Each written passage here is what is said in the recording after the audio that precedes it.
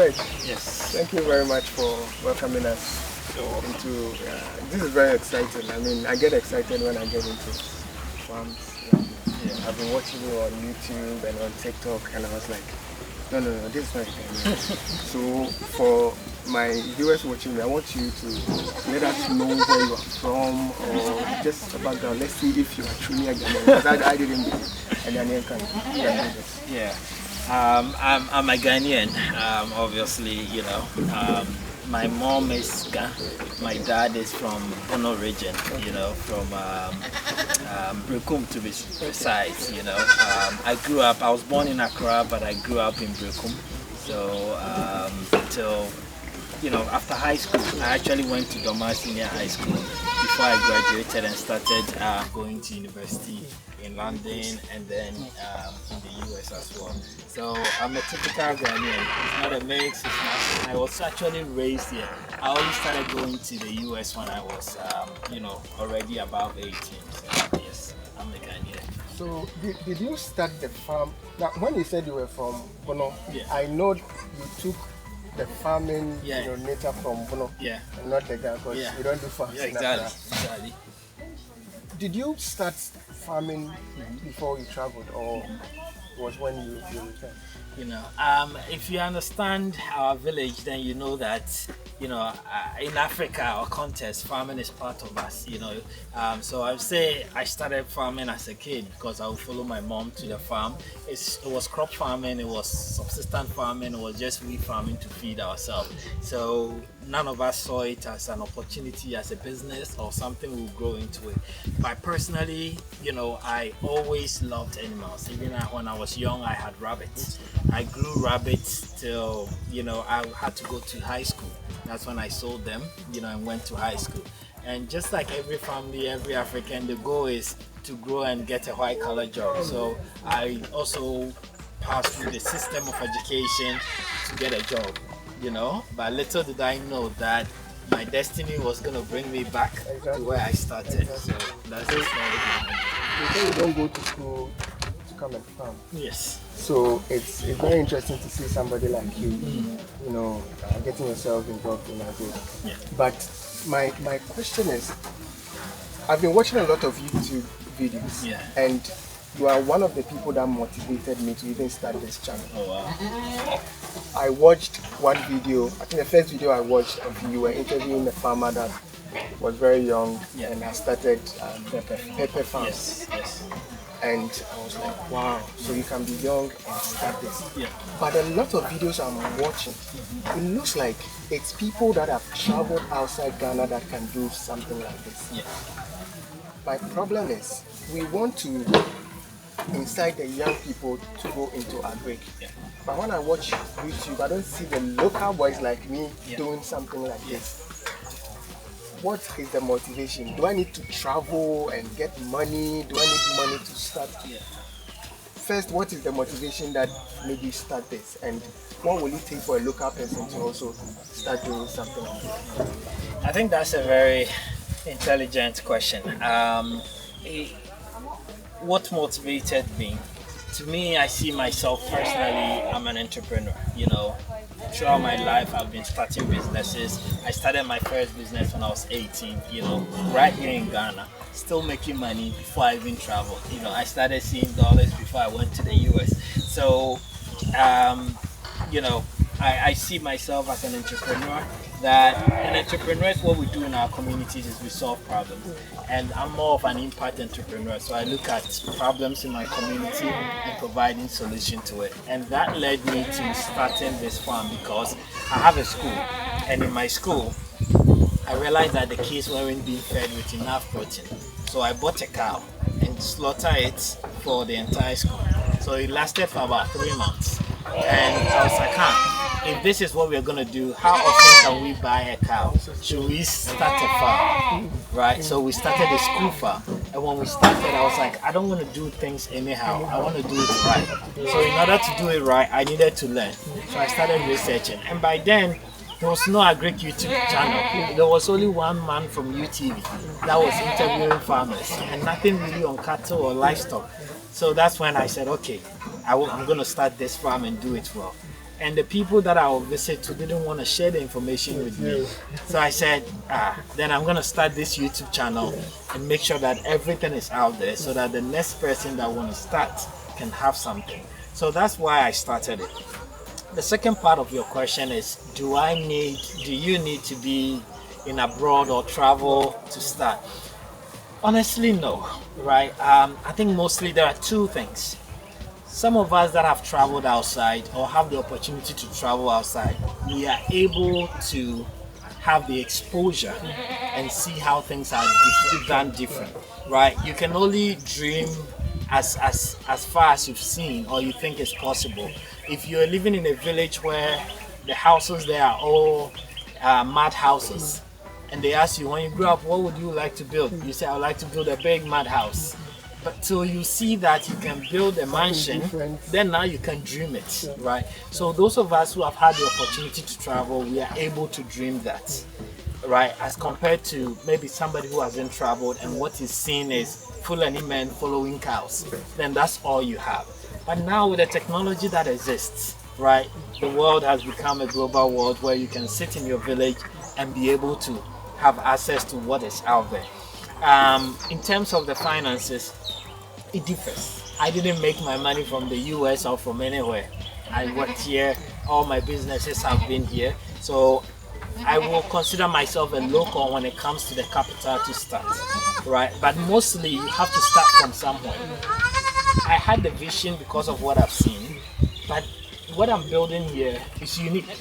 Like, even South Africans that do goat farming, they are sending their people here to come and learn this model, right? So I've traveled, I've seen a lot of different farms, but that's not what I built. I picked the ideas, combined it together, and created something that works for us, right? So what I'm trying to say is, if you're local and you haven't traveled, it shouldn't prevent you from doing this. You can study on the internet, put it together, and create something of your own that works, right? And in terms of the money, trust me, you can never have enough.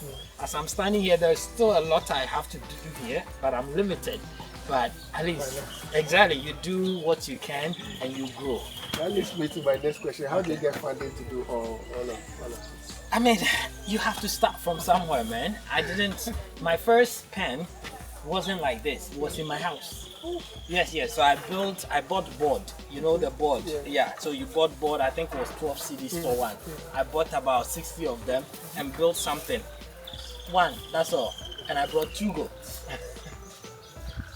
You understand? So if you're a young guy watching me and you're doing something, you're working, start by buying even 2 goats every month, local goats. Even if they are 1,500, 2,000, buy 2 every month. And what are you going to see? What you're going to see is that by the end of the year, if you're buying 2, you'll be getting 24. Those 2 will give birth averagely 2. So you're multiplying that by 2 as well, right? And then you're growing. One day, yes, maybe your goal is to have a foreign goat. You combine them, you sell 10, maybe you can buy 1 foreign goat. Then you start from there. That 1 foreign goat in a year will give birth to you once. You're going to get 2 kids. By the end of the year, you have 3 of the foreign goats. And then gradually. But if you don't want to go through the process, then you got to find the money somewhere. We all went through the process. It's taken me 5 years to get here. But when I was starting, nobody knew me. Nobody knew the hard work, the efforts, the planning that was going into it, right? So you got to start from somewhere. So, a lot of young guys are traveling out of Africa for greener pastures. Yeah. But I'm looking around, seeing a lot of pastures here that we can utilize. But what they are not telling us is the challenges. Yeah. A lot of videos on YouTube, go into a break, you'll make money, go into a break, you'll make money. Yeah. I know anything you give your time and energy to will pay off. What you are not telling us is the challenges. What are some of the challenges you faced? And people that we are actually asking them to come in will are also likely to face.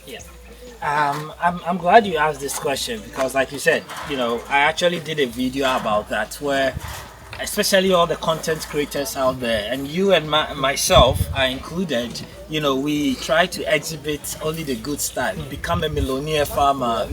Somebody will come and interview me and say a millionaire farmer, but I wouldn't say what is behind our millions or the challenges that went to it. Right. So I'm glad you brought this to light. The challenges that exist, and it's real. And it is real because we don't have the fundamentals right, and the infrastructures are not set up for us to be a farmer or a businessman, just invest in this and succeed. Let's take it for example. If you want to go into real estate and you have maybe $1 million sitting somewhere, you pick that money, you get yourself a land, you have a plumber, you have a carpenter, you have an architect, you have an electrician that you can trust, and they will come and do the work for you.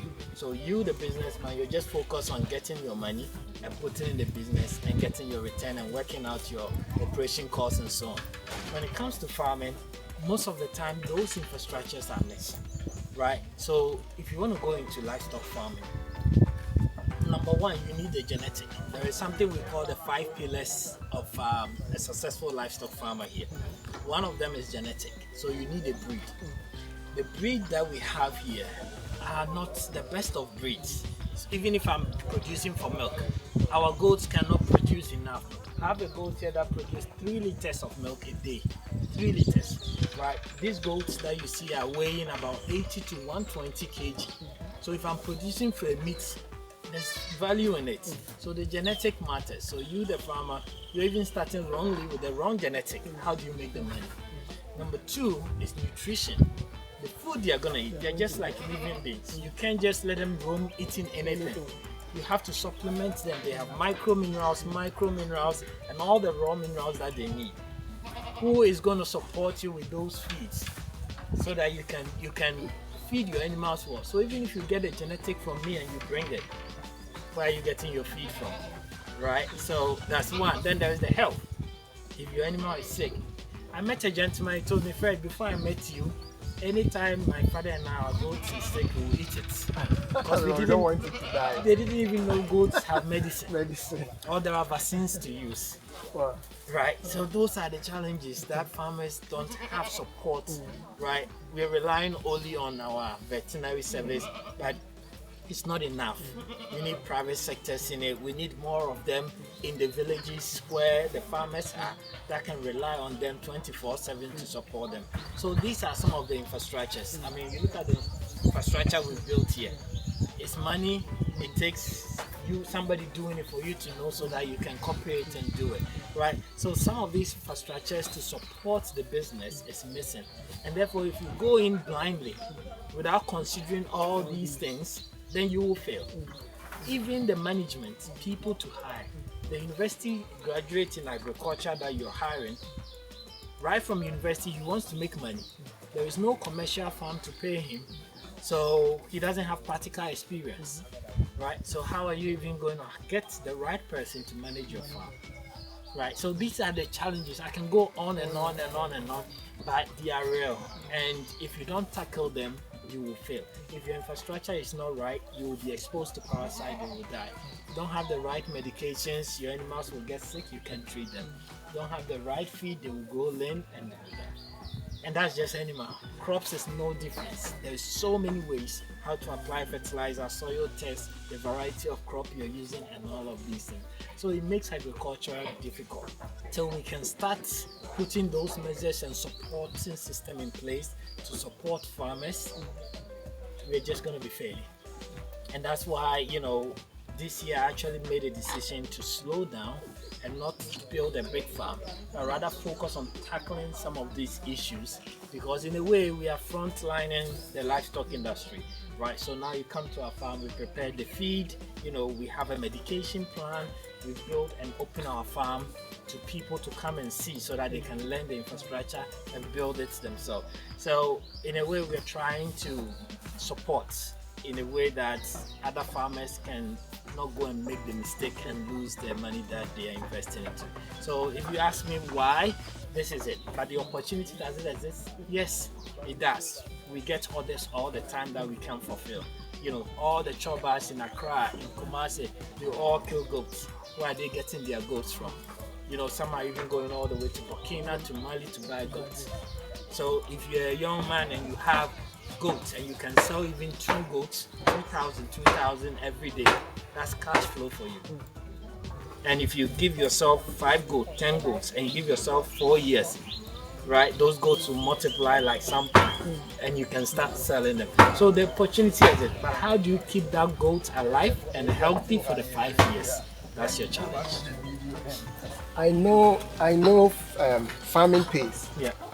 You know, in the Bible, I don't know if you're a Christian. I'm a Christian, yeah. You know, in the Bible, before these mansions and luxurious cars, became the measure of wealth.